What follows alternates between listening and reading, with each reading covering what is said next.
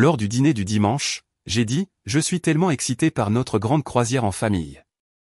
Ma sœur a reniflé, oh. Tu pensais venir? Mon père a souri, c'est pour la vraie famille. Des rires. J'ai simplement hoché la tête et aidé à débarrasser les assiettes. Une semaine plus tard, ils sont arrivés à l'aéroport et rien n'était payé. J'avais annulé toutes les réservations. Le groupe de discussion familiale a explosé de messages paniqués. Puis est arrivé le premier appel de mon père. Je m'appelle Jessica, j'ai 32 ans et je suis l'enfant unique adopté de la famille Parker. J'ai passé toute ma vie à essayer de m'intégrer pour être accepté comme l'une des leurs. Si vous savez ce que cela fait d'être exclu par ceux qui devraient vous aimer le plus, faites-moi savoir d'où vous regardez et abonnez-vous pour rejoindre mon voyage de guérison. Grandir en tant qu'enfant adopté dans la famille Parker a façonné toute mon identité. Je suis entré dans leur vie à l'âge de 3 ans, une petite fille aux grands yeux marrons et aux cheveux sombres indisciplinés. Rien à voir avec les enfants biologiques blonds aux yeux bleus que mes parents avaient déjà. Dès le début, j'ai senti que je devais mériter ma place à table, tant littéralement que figurativement. Mes parents adoptifs, Richard et Eleanor Parker, avaient 3 enfants biologiques, Nathalie, qui avait 7 ans à mon arrivée, Michael, qui en avait 5, et Ashley, qui n'avait qu'1 an. Les photos de famille qui tapissaient notre couloir racontaient l'histoire assez clairement. Il y avait des dizaines de photos d'avant mon arrivée. La famille américaine parfaite de 5 personnes. Après mon adoption, les photos sont devenues plus rares, et j'étais souvent positionné sur le bord, comme si je pouvais être facilement coupé si désiré. En grandissant, il y a toujours eu des exclusions subtiles et des blagues sur ma différence. Eh bien, on ne sait pas d'où elle tient ça, disait mon père. Le sang parlera, quand Nathalie, Michael et Ashley partageaient des traits ou des intérêts similaires que je ne possédais pas. Ces commentaires étaient toujours livrés avec un sourire, comme si le coup émotionnel qu'ils portaient pouvait être atténué en prétendant qu'il s'agissait d'observations humoristiques plutôt que de rejets. J'ai répondu en devenant une élève surdouée. Des notes parfaites, capitaine de l'équipe de débat, bénévolat tous les week-ends. Je pensais que si je pouvais être exceptionnellement bonne, ils me considéreraient enfin comme digne d'une inclusion totale dans la famille. J'ai travaillé 2 fois plus dur pour recevoir la moitié de la reconnaissance que mes frères et sœurs obtenaient pour un minimum d'effort. Quand Michael a eu un B- en algèbre, il y a eu célébration et crème glacée. Quand j'ai été major de promotion, mon père a fait remarquer que j'avais dû avoir de bons jeans de quelque part. Ce schéma s'est poursuivi à l'âge adulte. Les réunions de famille étaient des exercices d'exclusion subtile. Des blagues internes auxquelles je n'avais pas accès, des souvenirs de moments antérieurs à mon intégration dans la famille. Des références subtiles à leur génétique partagée. Je continuais à me présenter de toute façon, apportant des plats faits maison, offrant des cadeaux attentionnés, essayant de me tailler une petite place. Lorsque mon mariage avec Daniel s'est effondré il y a 8 mois, quelque chose a changé. Ma famille semblait plus solidaire qu'elle ne l'avait jamais été. Ma mère appelait régulièrement pour prendre de mes nouvelles. Mon père m'a aidé à emménager dans mon nouvel appartement. Même Nathalie, qui avait toujours été la plus ouvertement hostile, m'a invité à prendre un café et à faire du shopping. Je me suis permis d'espérer que peut-être mon divorce m'avait humanisé à leurs yeux, que peut-être enfin ils pourraient me voir comme quelqu'un qui appartenait. La famille Parker a instauré des dîners de famille mensuels, censés renforcer nos liens. Je me suis lancé dans ces réunions avec un enthousiasme renouvelé, apportant mes célèbres tartes aux pommes, interagissant sincèrement avec mes nièces et neveux, faisant des efforts sincères pour me connecter avec mes frères et sœurs. Pour la première fois depuis des années, j'ai ressenti une lueur d'espoir que je pourrais enfin être accepté. C'est lors du rassemblement de Pâques il y a 2 mois que j'ai entendu parler pour la première fois de grandes vacances en famille. Mes parents discutaient de destinations caribéennes, comparant des lignes de croisière et des itinéraires. Nathalie était catégorique quant à son désir d'un navire offrant de bonnes options de garde d'enfants pour ses enfants. Michael et sa femme Lorraine étaient enthousiastes à l'idée des possibilités de plongée sous-marine. Ashley, toujours gourmande, attendait avec impatience les buffets à volonté. Personne ne m'a explicitement dit que j'étais incluse, mais personne ne m'a dit que je ne l'étais pas non plus.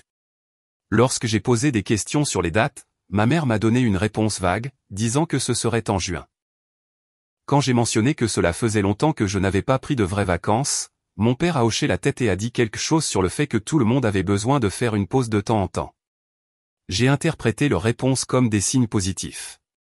Pourquoi discuterait-il de tous ces détails devant moi si je n'étais pas censé faire partie du plan ? J'ai commencé à rechercher des ports d'escale des Caraïbes pendant mon temps libre, en lisant des articles de blog sur les meilleures excursions et les attractions incontournables. Je suis allé faire du shopping pour de nouveaux maillots de bain et des vêtements d'été, me faisant plaisir avec une nouvelle robe d'été et des sandales spécifiquement pour le voyage. J'ai même mis de côté des jours de vacances à mon travail de graphiste, disant à mon patron que je serais absente la 2e semaine de juin. J'ai envoyé des SMS à mes frères et sœurs concernant les options d'excursion, en envoyant des liens pour nager avec les dauphins en Jamaïque et faire de la tyrolienne dans la forêt tropicale à Sainte-Lucie. Michael n'a pas répondu du tout. Ashley a renvoyé un emoji de pouce levé. Nathalie a répondu avec un vague « a l'air cool ». Encore une fois, j'ai pris leurs réponses non engageantes comme des signes positifs. Nous n'avions jamais été une famille qui communiquait bien après tout. À mesure que la date de départ approchait, mon excitation grandissait. Cette croisière serait l'occasion idéale de cimenter la nouvelle dynamique familiale améliorée. Loin du stress du travail et de la vie quotidienne. Peut-être pourrions-nous vraiment créer des liens. J'imaginais des journées paresseuses au bord de la piscine, à rire ensemble autour d'un verre avec des petits parasols, à créer les souvenirs partagés que j'avais toujours désirés. Pour une fois, je me suis permis de croire que je serais pleinement incluse dans un événement familial des Parker. Le dîner familial du dimanche a eu lieu chez mes parents, dans leur banlieue, comme chaque mois depuis mon divorce. Leur maison était un vaste style colonial avec une pelouse bien entretenue et des parterres de fleurs que ma mère soignait avec une dévotion religieuse. À l'intérieur, la salle à manger formelle n'avait guère changé depuis mon enfance, la même lourde table en chêne et les chaises assorties. La même vitrine affichant des cadeaux de mariage rarement utilisés. Le même mur de photos de famille retraçant les anniversaires, les remises de diplômes et les vacances, aucune ne me mettant en valeur. Je suis arrivé en avance, portant ma contribution au repas, ma tarte aux pommes faite selon une recette que j'avais perfectionnée au fil des années en essayant de gagner l'approbation par la nourriture. La maison sentait le poulet rôti et l'ail, le dîner signature du dimanche de ma mère. Dans la cuisine, Eleanor s'occupait des accompagnements pendant que mon père regardait un match de baseball dans le salon familial adjacent. « Besoin d'aide, maman ?» J'ai proposé en posant ma tarte sur le comptoir. « Non, non. J'ai ça sous contrôle », a-t-elle dit, sans lever les yeux de la purée de pommes de terre qu'elle écrasait. Mais merci d'avoir apporté le dessert. À 18h, tout le monde était arrivé. Nathalie et son mari James avec leurs 3 enfants, Michael et Lauren avec leurs jumeaux. Ashley, perpétuellement célibataire et fière de l'être. Le niveau de bruit est monté lorsque les enfants se sont poursuivis dans la maison. Mon père criait après la télévision et mes frères et sœurs rattrapaient les potins. Lorsque nous nous sommes finalement assis pour manger, la conversation s'est inévitablement tournée vers la croisière à venir. Elle n'était plus qu'à une semaine, et l'excitation était palpable. J'ai enfin récupéré ces étuis étanches pour nos téléphones, a annoncé Michael, en passant le bol de purée de pommes de terre à Lauren. Maintenant, nous pourrons prendre des photos sous-marines quand nous ferons de la plongée avec tuba. Maman, as-tu mis dans ma valise mon maillot de bain Finding Nemo, a demandé Emma, la fille de 6 ans de Nathalie. Oui, ma chérie. Il est déjà dans ta valise, a répondu Nathalie, coupant son poulet en petits morceaux. J'ai imprimé toutes nos cartes d'embarquement hier soir, a annoncé mon père avec fierté. Tout est prêt à partir. J'ai même commandé le transport pour l'aéroport. J'ai souri, ressentant une douce chaleur d'anticipation. Après toutes ces années à me sentir comme une étrangère, j'allais enfin participer à de vraies vacances en famille. J'avais été si prudente de ne pas poser trop de questions directes, craignant que d'une manière ou d'une autre je ne gâche mon inclusion. Mais maintenant, à quelques jours du voyage et avec tous les préparatifs discutés si ouvertement, je me sentais assez en sécurité pour rejoindre la conversation. Je suis vraiment impatiente pour la croisière, ai-je dit, en souriant à toute la table. J'ai lu sur cet arrêt à la Barbade. Les plages sont censées être incroyables. Le silence qui s'est installé fut soudain et complet. Les fourchettes se sont arrêtées à mi-chemin de la bouche. Le visage de ma mère s'est figé dans une expression de consternation. Mon père et Michael ont échangé des regards. Puis Nathalie a ricané, un son rauque qui a coupé le silence comme un couteau. « Oh, tu pensais venir !» Sa voix était pleine de moquerie. Le visage de mon père s'est transformé en un sourire cruel que j'avais vu de nombreuses fois auparavant, généralement juste avant qu'il ne fasse une blague à mes dépens. « C'est pour la vraie famille », a-t-il dit, en soulignant le mot « vrai » d'une manière qui rendait son sens indubitable. La famille de sang, pas moi. La salle à manger a semblé basculer autour de moi. Ma mère fixait son assiette, refusant de croiser mon regard. Michael s'est déplacé inconfortablement sur son siège, mais n'a rien dit. Seule Lorraine, sa femme, avait l'air sincèrement choquée, sa bouche légèrement ouverte alors qu'elle regardait alternativement mon père et moi. Les enfants de Nathalie ont gloussé, ne comprenant pas la cruauté, mais percevant la tension adulte. Ashley a pris une grande gorgée de son vin, soudainement très intéressé par le motif de la nappe. J'ai senti le coup physiquement, mon estomac s'effondrer, mes joues brûlaient de chaleur, puis de froid. Un étrange bourdonnement a rempli mes oreilles, et j'ai eu la sensation de flotter légèrement au-dessus de la scène, me regardant assise, figée à table. Dans cet état de dissociation, des souvenirs ont traversé mon esprit avec une clarté parfaite, être laissé avec une babysitter pendant que la famille allait à Disney World quand j'avais 9 ans. Ne pas être incluse dans la photo des frères et sœurs au mariage de Nathalie. Mon père présentant Michael et Ashley comme mon fils et ma fille à sa fête de retraite sans mentionner que j'étais juste là. Quelqu'un peut-il me passer la sauce? Je me suis entendu dire, ma voix sonnant distante et artificiellement calme. La conversation a lentement repris autour de moi, passant à d'autres sujets. J'ai hoché la tête et souri aux bons endroits, mais je n'étais plus présente. Je m'étais replié profondément en moi-même, dans l'endroit que j'avais construit au fil de décennies de moments similaires, un noyau protégé où leur rejet ne pouvait pas tout à fait m'atteindre. Quand le dîner s'est terminé, j'ai aidé à débarrasser les assiettes comme je l'avais toujours fait. Dans la cuisine, ma mère a fait une faible tentative d'excuse. « Jessie, je suis désolée pour vous savez », a-t-elle murmuré en rinçant une assiette. Nous pensions juste qu'avec tout ce que tu traversais avec le divorce, tu ne voudrais pas, c'est bon, les jeux interrompus, ne me faisant pas confiance pour entendre quelque excuse que ce soit qu'elle avait préparée. Je comprends, mais je ne comprends pas, pas vraiment. Ce que je comprends, c'est qu'après 30 ans, après tous mes efforts et mes espoirs, rien n'a changé. Je serai toujours l'étrangère, celle qui n'est pas tout à fait de la famille, l'astérisque dans l'histoire de la famille Parker. Nathalie n'a fait aucune tentative d'excuse. Au lieu de cela, elle a continué à faire des remarques désobligeantes pendant que nous nettoyions. Nous t'aurions invité, a-t-elle dit, sans avoir l'air désolée du tout. Mais les cabines ne dorment que 4 personnes, et nous avions besoin de place pour les enfants. Je savais que c'était un mensonge. Le site web des compagnies de croisière, que j'avais étudié en détail, offrait de nombreuses configurations de cabines. Mon père est resté inconscient du mal qu'il avait causé. Ou peut-être qu'il s'en fichait simplement. Il est entré dans la cuisine pour prendre une autre bière, me tapotant l'épaule en passant. La prochaine fois, gamine, a-t-il dit, comme s'il promettait de m'emmener au cinéma, pas de reconnaître qu'il venait de m'exclure publiquement de vacances en famille. Je suis parti dès que j'ai pu raisonnablement le faire, inventant une excuse concernant une réunion matinale le lendemain. J'ai serré tout le monde dans mes bras, joué mon rôle jusqu'au bout. Mais en quittant la maison en voiture, les premières larmes ont commencé à couler sur mes joues. Au moment où j'ai atteint le bout de la rue, je pouvais à peine voir à travers le flou. J'ai dû m'arrêter sur une portion de route vide, mes mains tremblant trop fort pour conduire en toute sécurité. Là, seul dans ma voiture, avec pour seule compagnie le son du trafic lointain, j'ai poussé un cri qui montait depuis 30 ans, un son primal guttural de rage, de douleur et de trahison qui a rendu ma gorge rauque et mon corps tremblant. Puis j'ai pleuré jusqu'à ce qu'il n'y ait plus de larmes, seulement la douleur creuse d'une blessure qui ne guérira jamais complètement. Je ne me souviens pas de la route du retour. D'une manière ou d'une autre, j'ai réussi à rentrer dans mon appartement, un petit 2 pièces dans une maison victorienne reconvertie, à l'opposé de l'enclave de banlieue de mes parents. Je me suis effondré juste à l'intérieur de la porte, toujours dans mes vêtements de dîner, un tas de douleurs sur le parquet. Les flashbacks venaient par vagues, chaque souvenir d'exclusion me frappant avec une douleur renouvelée. La fois où mes parents ont oublié de m'inclure dans la photo de la carte de Noël de la famille quand j'avais 12 ans. L'été où ils ont envoyé Nathalie, Michael et Ashley en colonie de vacances, mais m'ont dit qu'il n'y avait pas assez d'argent pour que j'aille à la réunion de famille où un cousin éloigné m'a demandé si j'étais l'enfant d'un voisin parce que je ne ressemblais en rien au reste des Parker. Je ne sais pas combien de temps je suis resté là, mais finalement je me suis ressaisi pour appeler Sarah, ma meilleure amie depuis l'université et la personne qui avait été mon rock pendant le divorce. Elles ont fait ce que Sarah a fait. Son indignation était immédiate et satisfaisante. Je viens avec du vin.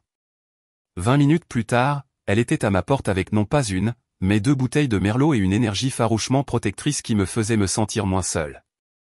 Elle a écouté pendant que je lui racontais toute l'histoire, son expression devenant plus sombre à chaque détail.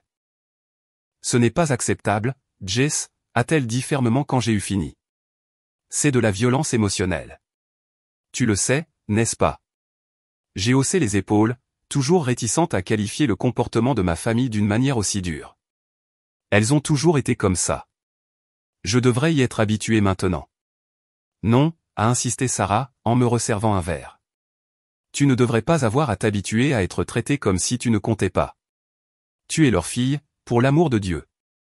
Nous avons déménagé sur mon petit canapé du salon, et Sarah a insisté pour que nous analysions le schéma objectivement. Elle a saisi un bloc-notes et m'a fait dresser la liste de tous les événements familiaux où j'avais été exclu au fil des ans. La liste était encore plus longue que ce que j'avais imaginé, vacances, fêtes, même des rassemblements réguliers dont ils avaient apparemment oublié de me parler. Regarde ça, a dit Sarah, tapotant la liste avec son stylo. Ce n'est pas accidentel. C'est systématique. J'ai dû admettre qu'elle avait raison. Et pendant que nous parlions, j'ai commencé à voir un autre schéma. Comment Nathalie avait toujours été la meneuse, avec mes parents, particulièrement mon père, qui la suivait. Michael et Ashley étaient des participants plus passifs, initiant rarement l'exclusion, mais ne prenant que rarement ma défense non plus. Et quelle est ta part là-dedans, a demandé Sarah doucement. Ma part? Chérie, tu continues d'accepter ce traitement. Tu continues à te présenter avec tes tartes aux pommes parfaites et ton cœur plein d'espoir, en les laissant te blesser encore et encore. Ces mots m'ont piqué, mais je savais qu'elle avait raison. J'avais passé ma vie à être le paillasson familial, si désespéré de miettes d'affection que je revenais encore et encore pour plus d'abus. Alors que le vin détendait nos langues et que l'heure avançait, ma tristesse a commencé à se transformer en autre chose, la colère. Une colère blanche, ardente et juste qui avait été réprimée pendant des décennies. Montre-moi encore ces SMS a dit Sarah.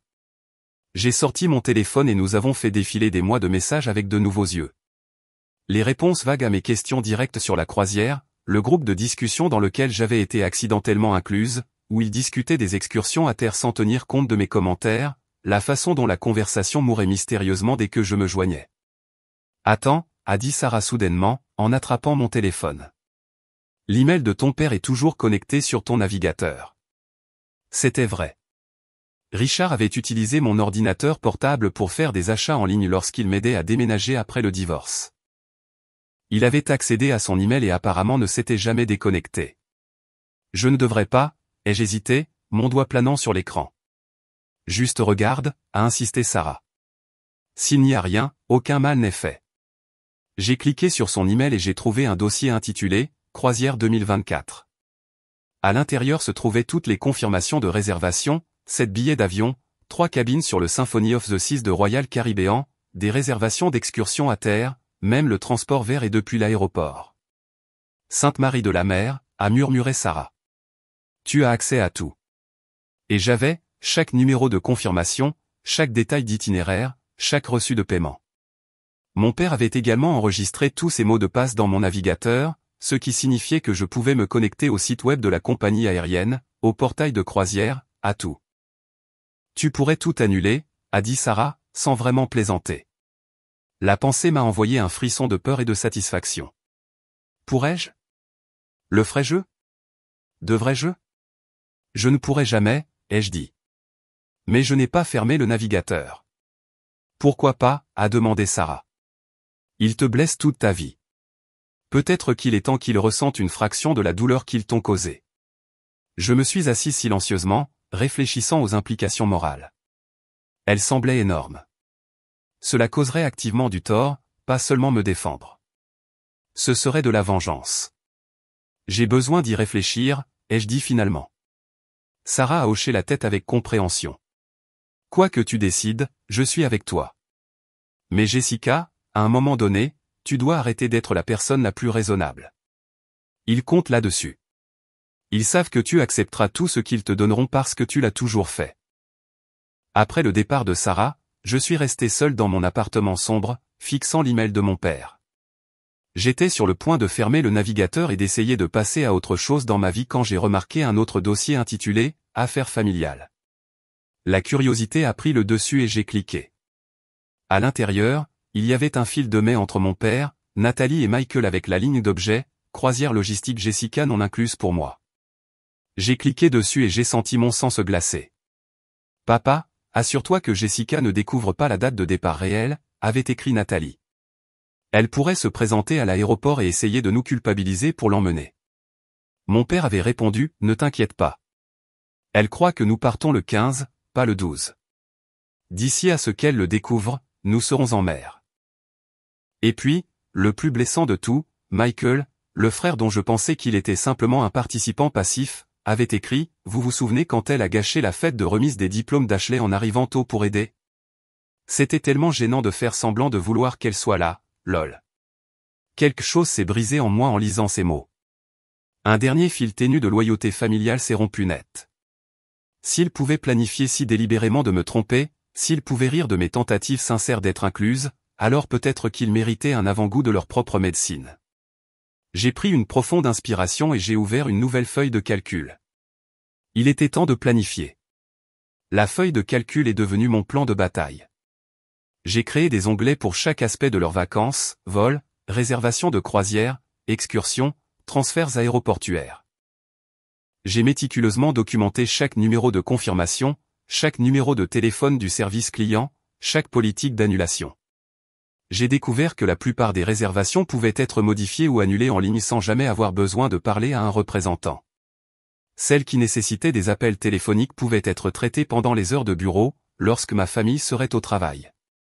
La compagnie de croisière exigeait que le passager principal, mon père, apporte toute modification. Mais avec l'accès à son email et à toutes ces questions de sécurité nom de jeune fille de sa mère, premier animal de compagnie, mascotte du lycée, toutes informations que je connaissais je pouvais facilement limiter si nécessaire. J'ai recherché les implications juridiques avec soin. Techniquement, accéder au compte de quelqu'un d'autre sans permission pouvait être considéré comme un accès non autorisé. Mais mon père avait utilisé mon ordinateur, sauvegardé ses mots de passe et ne s'était jamais déconnecté. Je me suis assuré de documenter cela avec des captures d'écran au cas où, et je ne volais rien, je n'annulais que les réservations et retournais l'argent au mode de paiement d'origine. Le moment serait crucial. Annuler trop tôt et il pourrait avoir le temps de réserver à nouveau. Annuler trop tard et les remboursements pourraient ne pas être traités. Je devais maximiser l'impact sans franchir un territoire qui pourrait me causer de graves ennuis. J'ai décidé d'un plan, j'attendrai 3 jours avant leur départ, puis je démantèlerai systématiquement leurs vacances soigneusement planifiées, pièce par pièce. Assez près pour que la réservation soit difficile et coûteuse, mais pas si à la dernière minute qu'ils perdraient tout leur argent. Je voulais qu'ils soient gênés, pas ruinés financièrement. La nuit où j'ai choisi d'exécuter mon plan, j'ai appelé pour dire que j'étais malade le lendemain. Ce serait une opération nécessitant toute mon attention, et je devais être disponible pour gérer toutes les complications qui surviendraient. J'ai commandé à emporter, préparé une tasse de café fort, et installé mon ordinateur portable à ma table de salle à manger. À 23 heures, sachant que toute ma famille dormirait, j'ai commencé. J'ai commencé par les plus petits articles. Les transferts aéroportuaires, les réservations de dîner dans les restaurants spécialisés à bord, la location de cabanes sur l'île privée de la compagnie de croisière, de petites dominos qui commenceraient à tomber. Ensuite, sont venues les excursions à terre, la nage avec les dauphins en Jamaïque, la tyrolienne à Sainte-Lucie, la sortie en catamaran pour la plongée avec tuba à la Barbade. Une par une, je les ai toutes annulées, regardant arriver les emails de confirmation dans la boîte de réception de mon père, que je supprimais rapidement. Mes mains étaient stables, mais mon cœur battait la chamade. À chaque annulation, je m'attendais à ce qu'un téléphone sonne, que quelqu'un sente d'une manière ou d'une autre ce que je faisais. Mais la nuit est restée calme. Sarah m'a envoyé un SMS une fois pour prendre de mes nouvelles, et je lui ai renvoyé un simple emoji de pouce levé. La réservation de croisière était la suivante. Ce serait le plus complexe car il fallait se connecter au site Royal Caribbean et naviguer dans plusieurs écrans de confirmation. Le système a demandé si j'étais sûr, si je comprenais la politique d'annulation, si je voulais parler à un représentant pour voir s'il pouvait résoudre les problèmes que je pourrais avoir. J'ai cliqué sur tout. Quand la confirmation finale est apparue, votre croisière a été annulée et un remboursement sera traité sur votre mode de paiement d'origine. J'ai ressenti une vague d'émotions si complexe que je ne pouvais pas la nommer, une partie de culpabilité, une partie de pouvoir, une partie de vindication, une partie de peur. Je me suis assise avec le sentiment, le laissant me traverser plutôt que de le repousser. C'était la conséquence de 30 ans de ressentiment et de douleur accumulées trouvant enfin une issue. Les billets d'avion étaient les derniers et les plus faciles à annuler.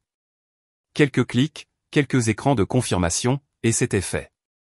À 2 heures du matin, tous les aspects des vacances de la famille Parker avaient été systématiquement démantelés. Tout ce qui restait, ce sont des emails de confirmation de remboursement, que j'ai laissés dans la boîte de réception de mon père, les laissant découvrir où était allé leur argent une fois qu'ils auraient réalisé que leur voyage avait disparu. J'ai effacé mon historique de navigation, supprimé toute preuve de mon activité de mon ordinateur et me suis déconnecté de tous les comptes. Puis j'ai pris une longue douche chaude, comme si je pouvais laver le poids de ce que j'avais fait. Le lendemain, j'ai attendu. J'avais pris la journée de congé, soi-disant malade, mais en réalité voulant être pleinement présente pour ce qui allait arriver. J'ai nettoyé mon appartement, réorganisé ma bibliothèque, fait n'importe quoi pour occuper mes mains, tandis que mon esprit courait avec anticipation et doute occasionnel. Vers midi, mon téléphone a sonné avec une notification. Le groupe de discussion de la famille Parker, qui était resté majoritairement silencieux pendant des jours, a soudainement explosé d'activité. Quelqu'un d'autre a du mal à s'enregistrer pour les vols de demain, avait écrit Michael. Puis Nathalie, le site web de la compagnie aérienne dit que notre réservation ne peut pas être trouvée. Alors mon père vient de raccrocher avec American Airlines. Ils disent que nos billets ont été annulés. Il doit y avoir une erreur. J'ai regardé la panique se dérouler en temps réel, mon cœur battant la chamade. C'était vraiment en train de se produire. Ils découvraient petit à petit que leurs vacances avaient disparu.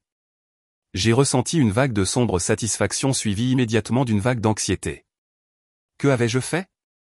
Mais il était trop tard pour revenir en arrière. Les dominos tombaient. Ma mère a envoyé un SMS ensuite. Richard vient d'appeler Royal Caribbean. Notre réservation de croisière a disparu aussi. Tout. Ils ont dit que cela a été annulé il y a 3 jours et que les remboursements sont en cours de traitement. Comment est-ce possible? Le groupe de discussion a sombré dans le chaos, les accusations, les théories, la panique. Leurs identités avaient-elles été volées? S'agissait-il d'un bug informatique? Devraient-ils appeler la police? Personne ne me soupçonnait. Pourquoi le ferait-il? Jessica, le paillasson familial, la perpétuelle conciliatrice, ne ferait jamais une chose pareille. Jusqu'à ce que mon téléphone sonne, affichant le nom de mon père, et que je sache que le moment de vérité était arrivé. J'ai laissé le téléphone sonner 3 fois avant de répondre, utilisant ces secondes pour me composer. Allô, ai-je dit, en injectant juste la bonne dose de curiosité décontractée dans ma voix. Jessica? La voix de mon père était tendue par une rage à peine contenue. Nous avons une situation ici. Oh, que se passe-t-il, ai-je demandé, le tableau même de l'innocence. Quelqu'un a annulé tous nos vols et la croisière, tout. Nous sommes à l'aéroport et ils nous disent que nous n'avons pas de billets, pas de réservation, rien.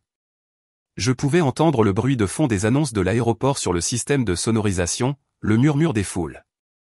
J'imaginais ma famille debout dans la zone d'enregistrement, les valises empilées autour d'eux, la lente prise de conscience qu'ils ne partaient nulle part aujourd'hui. C'est terrible, ai-je dit, en gardant ma voix calme. Comment cela a-t-il pu arriver? Je ne sais pas, a-t-il explosé. La compagnie aérienne dit que les annulations proviennent de mon compte. La compagnie de croisière dit la même chose. Quelqu'un a accédé à mes comptes et a tout annulé. C'est bizarre, ai-je dit. Quand cela est-il arrivé? Il y a 3 jours, apparemment. Nous ne le savions pas parce que les emails de confirmation sont allés dans mon dossier spam ou quelque chose comme ça. J'ai besoin que tu nous aides à comprendre cela. Appelle la compagnie de carte de crédit et vois s'ils peuvent suivre les remboursements pendant que nous essayons de réserver à nouveau.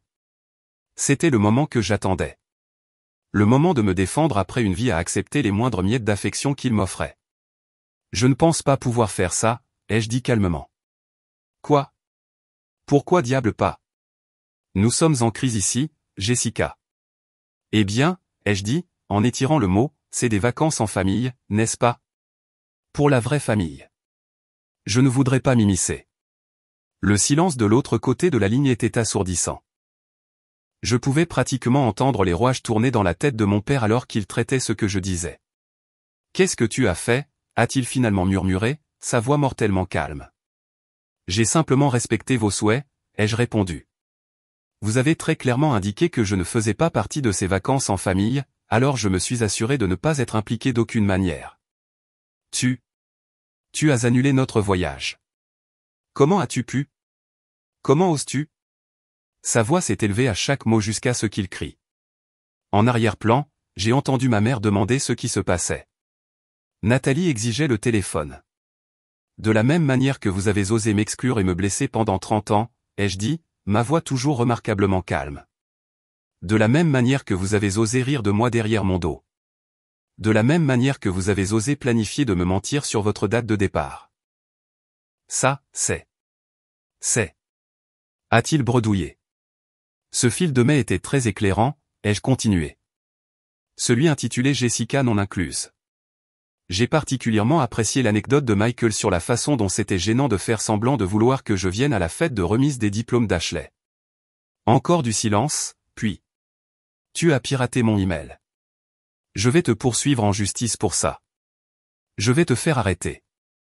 Je n'ai rien piraté, les jeux corrigés. Tu as utilisé mon ordinateur, enregistré tous tes mots de passe et ne t'es jamais déconnecté. Si quelqu'un a commis une violation, c'est toi de ma vie privée, dans ma maison, sur mon ordinateur personnel. Le téléphone a apparemment été arraché à mon père car soudainement Nathalie criait à mon oreille. Tu es psychotique.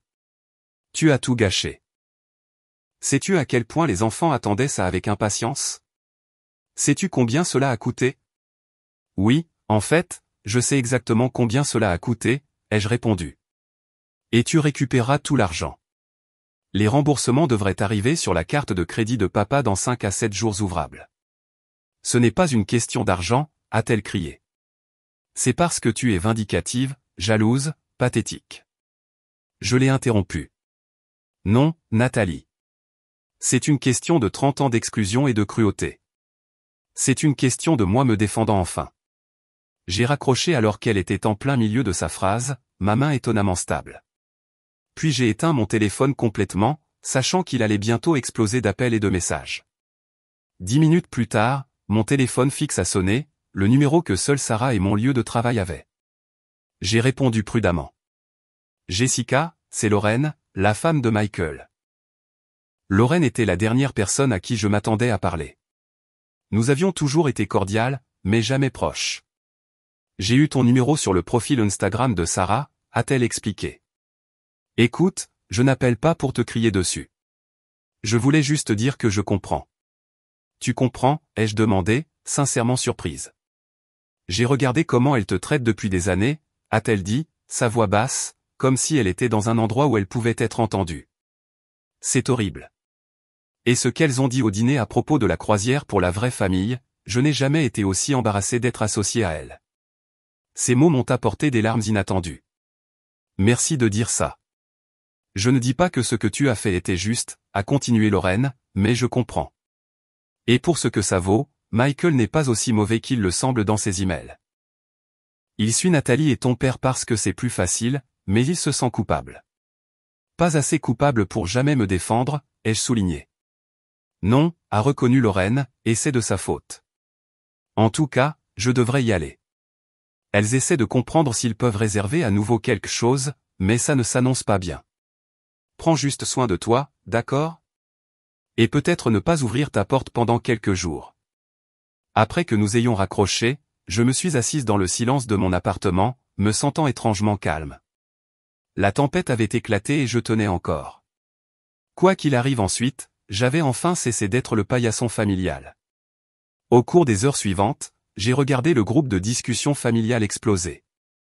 De loin, mon téléphone principal toujours éteint. Les messages allaient d'accusations furieuses à des discussions pratiques sur ce qu'il fallait faire ensuite. Ma mère a envoyé plusieurs SMS privés à mon téléphone éteint, alternant entre culpabilisation, comment as-tu pu faire ça à ta famille, et excuses timides, nous aurions dû gérer les choses différemment. Le soir, il est devenu clair qu'il ne pourrait pas sauver les vacances. Les vols étaient complets pour les prochains jours, et le navire de croisière avait déjà réaffecté leur cabine. Les grandes vacances de la famille Parker étaient officiellement annulées.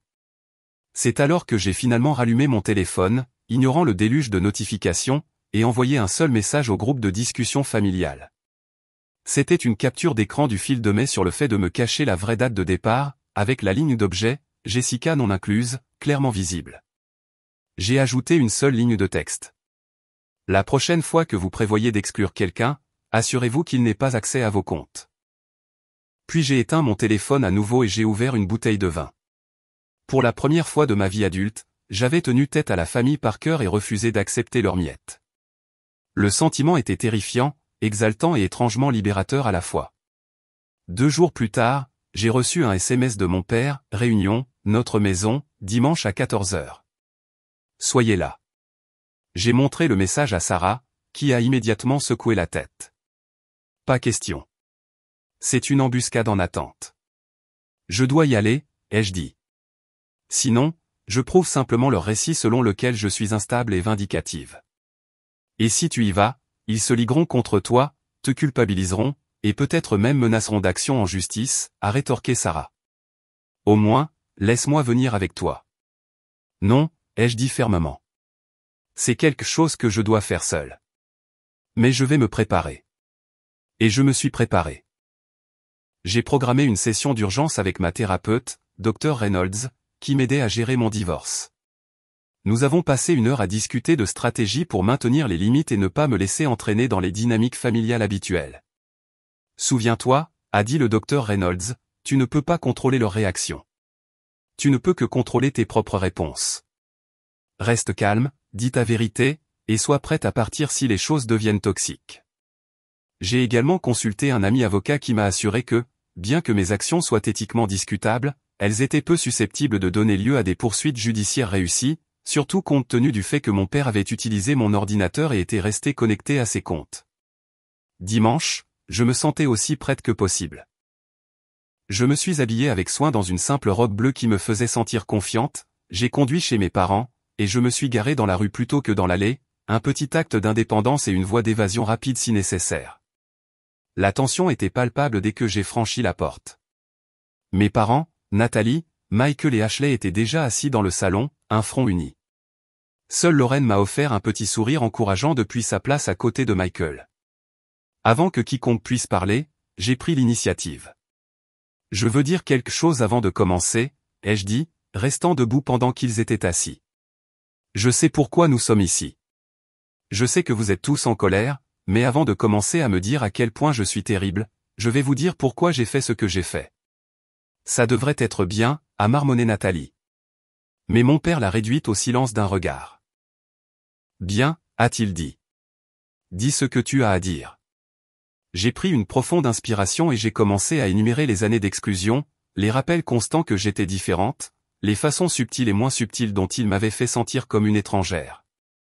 J'ai parlé calmement, citant des exemples spécifiques. Le voyage à Disney quand j'avais 9 ans, les colonies de vacances, les photos de famille, les fêtes de remise des diplômes, les vacances. Pendant 30 ans, ai-je dit, j'ai essayé de gagner ma place dans cette famille. J'ai apporté de la nourriture à chaque rassemblement, offert des cadeaux attentionnés, écouté vos problèmes, célébré vos succès et demandé presque rien en retour, sinon d'être incluse. Et pendant 30 ans, vous avez clairement fait savoir que je ne suis pas vraiment une Parker. Ce n'est pas vrai, a interjeté ma mère, les larmes déjà formées. Nous t'avons toujours aimé. L'amour n'est pas juste un sentiment, maman, ai-je répondu. Ce sont des actions, et vos actions ont constamment montré que je suis moins que Nathalie, Michael et Ashley. Que je n'appartiens pas tout à fait. Alors, tu as ruiné nos vacances parce que tu es jalouse, a lancé Nathalie. C'est vraiment mature. Non, ai-je dit en me tournant vers elle. J'ai annulé vos vacances parce que lorsque j'ai exprimé mon enthousiasme à l'idée d'y aller, tu m'as publiquement humilié. Tu as dit, oh, tu pensais venir, avec ce ricanement que tu as perfectionné au fil des années. Et papa t'a soutenu en précisant que c'était pour la vraie famille. Ce n'était qu'une blague, a protesté mon père. Mais sa voix manquait de conviction. Non, ce n'était pas le cas, a dit Lorraine soudainement, surprenant tout le monde. C'était cruel et vous le savez tous. Nathalie s'est tournée vers Lorraine. Occupe-toi de tes affaires. Tu n'es même pas une parente de sang. Ni Jessica, a répliqué Lorraine, mais elle fait partie de cette famille depuis plus longtemps que moi. Et j'ai vu la plupart d'entre vous, sauf peut-être Michael parfois, la traiter comme une invitée indésirable pendant des années. La pièce a éclaté en chaos. Nathalie criant après Lorraine. Ma mère pleurant plus fort. Mon père tentant de reprendre le contrôle de la situation. Ashley, qui était restée silencieuse jusqu'à présent, a finalement parlé. Pouvons-nous tous nous calmer, a-t-elle imploré. Jessica, ce que tu as fait était mal. Tu le sais, n'est-ce pas? Oui, j'admets que c'était mal. C'était vindicatif et mesquin et probablement illégal techniquement parlant, mais c'était aussi la première fois de ma vie que je me défendais auprès de cette famille. Et franchement, c'était le seul moyen de vous faire réellement me voir. Me voir, a répété mon père avec incrédulité. Nous n'avons rien fait d'autre que d'essayer de t'inclure depuis que tu avais 3 ans. Ce n'est pas vrai, Richard, a dit ma mère doucement, surprenant tout le monde. Nous n'avons pas essayé assez fort. Pas assez fort du tout. Mon père l'a regardé avec incrédulité. Éléanore, de quoi parles-tu?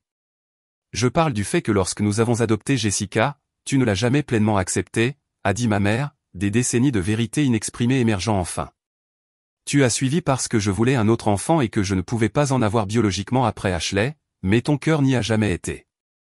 Et les enfants ont suivi ton exemple, surtout Nathalie. La pièce est tombée dans le silence. Ce n'était pas ce que personne n'attendait, encore moins moi. C'est ridicule, a balbutié mon père. Mais il y avait une lueur de quelque chose dans ses yeux. La culpabilité peut-être, ou l'inconfort d'être vu trop clairement. Est-ce que c'est le cas, a défié ma mère. Souviens-toi comment tu as refusé de prendre un congé du travail quand nous l'avons ramenée à la maison. Comment tu ne l'as jamais appelée que la fille pendant ses premiers mois. Comment tu cherchais toutes les occasions de souligner à quel point elle était différente de nos enfants biologiques calmes. Nathalie s'est décalée inconfortablement. Je ne savais pas ça, a-t-elle dit, en me regardant. Tu avais 7 ans, a répondu ma mère. Tu as capté les attitudes de ton père. C'est ce que font tous les enfants, a dit mon père avec colère. Ne me blâme pas pour la façon dont ils ont tourné. Je ne te blâme pas pour la façon dont ils ont tourné, a dit ma mère. Je te blâme, ainsi que moi-même, pour la façon dont nous avons traité Jessica. Et je dis qu'il est temps que nous le reconnaissions. La conversation a alors basculé de mon forfait d'annulation de croisière au problème plus profond de notre dynamique familiale. Michael a admis qu'il s'était toujours senti mal à l'aise avec la façon dont j'étais traité, mais qu'il avait été trop lâche pour dire quoi que ce soit. Ashley a avoué qu'elle avait souvent été délibérément ignorante parce que c'était plus facile que de confronter l'injustice. Seule Nathalie est restée largement impénitente. Je pense toujours que ce que tu as fait est impardonnable, m'a-t-elle dit. Et je ne vais pas prétendre le contraire juste parce que tout le monde vit une sorte de moment kumbaya. Je ne demande pas pardon, ai-je répondu. Je demande reconnaissance et changement. La conversation a continué pendant des heures, parfois houleuses, parfois larmoyantes, parfois même productives. Les ressentiments anciens ont refait surface, pas seulement les miens, mais ceux des autres aussi. Le tableau qui a émergé était celui d'une famille construite sur des fondations fragiles avec des dynamiques malsaines qui avaient affecté tout le monde, pas seulement moi. Alors que l'après-midi avançait, je me suis senti épuisé émotionnellement, mais étrangement responsabilisé. Pour la première fois, je n'essayais pas de me rapetisser pour m'intégrer à la famille Parker. J'insistais sur mon droit d'exister pleinement au sein de celle-ci, ou de m'en aller si ce n'était pas possible. Finalement, alors que la conversation commençait à tourner en rond, je me suis levé. Je pense que j'ai dit tout ce que je suis venu dire, ai-je annoncé, et entendu tout ce que j'avais besoin d'entendre. Où nous allons maintenant dépend de nous tous. Mais je veux être clair sur quelque chose. J'ai arrêté d'accepter les miettes d'affection et d'inclusion. Soit je fais partie de cette famille, pleinement, complètement, sans qualification, blague ou exclusion, soit je n'en fais pas partie.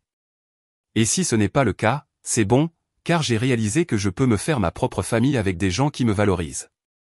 J'ai atteint mon sac à main et j'en ai sorti 2 objets que j'avais apportés, un petit médaillon en argent que ma mère m'avait donné pour mon 16e anniversaire et le livre de recettes de la famille Parker qui avait été transmis de génération en génération mais qui ne m'avait jamais été officiellement donné. Je les ai placés soigneusement sur la table basse. Ils ont toujours eu beaucoup de sens pour moi, ai-je dit. Mais je ne peux pas continuer à m'accrocher à des symboles d'appartenance à une famille qui ne me veut pas. Alors je les laisse ici jusqu'à ce que nous ayons compris ce que nous sommes les uns pour les autres. Jessica. Ma mère a commencé à tendre la main vers la mienne, mais j'ai reculé. J'ai besoin de temps, ai-je dit. Et je pense que vous aussi. Si vous voulez me dans vos vies, vraiment me vouloir, pas juste me tolérer, vous savez où me trouver. Sur ce, je suis sorti, ignorant les appels pour que je revienne, les promesses que les choses changeraient. En m'éloignant en voiture, j'ai ressenti une étrange légèreté. J'avais dit ma vérité. J'avais tenu ma position. Quoi qu'il arrive ensuite, je l'affronterai selon mes propres termes. La première semaine après la confrontation est passée dans le silence, pas d'appel, pas de SMS, pas de mail de la part d'aucun membre de la famille Parker. J'alternais entre le soulagement de ne pas avoir à faire face à leur colère et la peur d'avoir définitivement coupé tous les liens. Sarah prenait de mes nouvelles tous les jours, et ma thérapeute m'aidait à traiter les émotions complexes qui faisaient surface. Tu as ouvert la boîte de Pandore, a dit le docteur Reynolds lors de notre séance, les systèmes familiaux résistent au changement, et tu as forcé une perturbation majeure. Laisse-leur le temps de s'adapter. Je me suis jeté dans les soins personnels, de longues promenades dans le parc, la cuisine de repas sains, renouant avec des amis que j'avais négligés pendant mon mariage. J'ai également commencé à construire consciemment ce que Sarah appelait ma famille choisie, des personnes qui m'appréciaient pour qui j'étais, pas pour le rôle que je pouvais jouer dans leur vie. Mon collègue Thomas m'a invité à son club de lecture où j'ai rencontré des gens qui partageaient mon amour de la lecture. Ma voisine Maya et moi avons commencé à prendre des cafés le samedi matin. Sarah m'a présenté à sa cousine Alex qui avait également traversé un divorce difficile. Lentement, j'ai commencé à créer un réseau de connexions authentiques. 10 jours après la confrontation, mon téléphone a sonné avec un SMS de Michael. Pouvons-nous parler? Juste nous deux. Nous nous sommes rencontrés dans un lieu neutre, un café en centre-ville que ni l'un ni l'autre ne fréquentait régulièrement. Il avait l'air fatigué, avec des cernes sous les yeux et une énergie nerveuse alors qu'il tripotait sa tasse.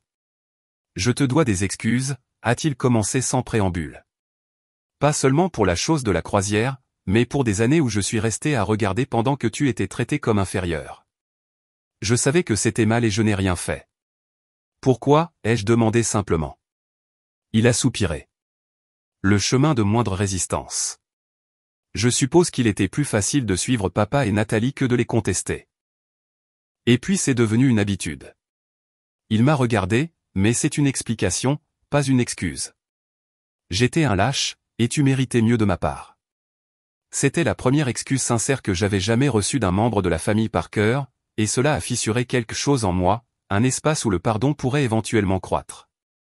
Merci de dire ça, ai-je dit. Cela signifie beaucoup. Lorraine me lit la règle, a-t-il admis avec un sourire moqueur. Elle dit qu'elle s'est mordu la langue à propos de la façon dont tu es traité pendant des années, et elle en a assez de rester silencieuse. Cela m'a fait rire. J'ai toujours aimé Lorraine. Elle t'aime aussi, a-t-il dit. Et moi aussi. Tu es ma sœur, Jessica. Pas ma sœur adoptive. Pas ma sorte de sœur. Ma sœur. Point final.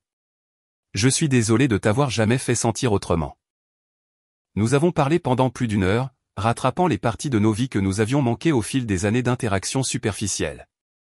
Pour la première fois, Michael m'a interrogé sur mon adoption, sur ce que j'en pensais, sur ce dont je me souvenais d'avant, sur si j'avais jamais voulu retrouver mes parents biologiques.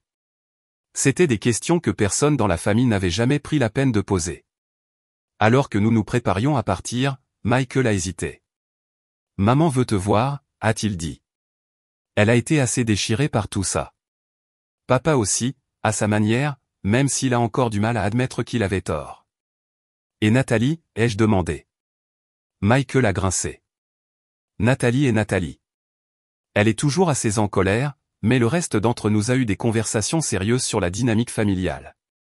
Ce n'est pas confortable, mais c'est nécessaire. J'ai hoché la tête, pas encore prête à m'engager dans une autre réunion de famille, mais reconnaissante pour l'effort. Dis à maman que je lui téléphonerai bientôt, ai-je promis. Au cours des mois suivants, j'ai commencé à reconstruire prudemment les relations avec certains membres de la famille tout en maintenant des limites fermes avec d'autres. Lorraine est devenue une véritable amie, m'envoyant des SMS régulièrement et me rencontrant pour déjeuner toutes les quelques semaines. Ma mère et moi avons commencé à avoir des rendez-vous café en tête-à-tête où nous avons lentement surmonté des décennies de douleur et d'incompréhension inexprimée. Je t'ai échoué, a-t-elle admis lors d'une de ces réunions. J'aurais dû te protéger davantage, plaider davantage pour toi. J'ai laissé ma peur de déranger surpasser mon devoir envers toi en tant que ta mère. Pourquoi m'avez-vous adopté? Ai-je posé la question que je voulais poser toute ma vie? Si papa était si résistant, pourquoi y aller? Ses yeux se sont remplis de larmes. Parce qu'au moment où je t'ai vu, j'ai su que tu étais destinée à être ma fille. Tu étais cette petite chose brillante et féroce. Même à 3 ans, je suis tombée amoureuse instantanément. Elle a tendu la main par-dessus la table pour prendre la mienne. Je n'étais tout simplement pas assez forte pour faire voir à tout le monde ce que je voyais. Mon père a été plus lent à revenir. Sa fierté avait subi un double coup, d'abord de mon annulation de la croisière, puis de la remise en question publique de son traitement à long terme à mon égard, mais même lui a fini par me contacter à sa manière maladroite, me demandant si je l'aiderais à configurer son nouveau smartphone. Je ne fais pas confiance à ces gars du magasin, a-t-il dit brusquement quand je suis arrivé chez eux. Ils essaient toujours de me vendre des choses dont je n'ai pas besoin. C'était une excuse fragile, mais je l'ai reconnue comme une branche d'olivier en quelque sorte. Alors que je l'aidais à transférer ses contacts et que je lui montrais comment utiliser diverses applications, il s'est raclé la gorge plusieurs fois comme s'il s'apprêtait à dire quelque chose d'important, pour ensuite poser une autre question technique. Finalement, alors que je me préparais à partir, il a lâché, « Ta mère dit que je ne t'ai jamais pleinement accepté. Elle a raison et je m'en excuse. » Je me suis figé, ma veste à moitié portée. En 30 ans, je n'avais jamais entendu mon père s'excuser pour quoi que ce soit. Quand nous t'avons adopté, a-t-il continué, fixant le sol plutôt que moi, j'avais peur de ne pas pouvoir t'aimer de la même manière que j'aimais les enfants que j'avais contribué à créer.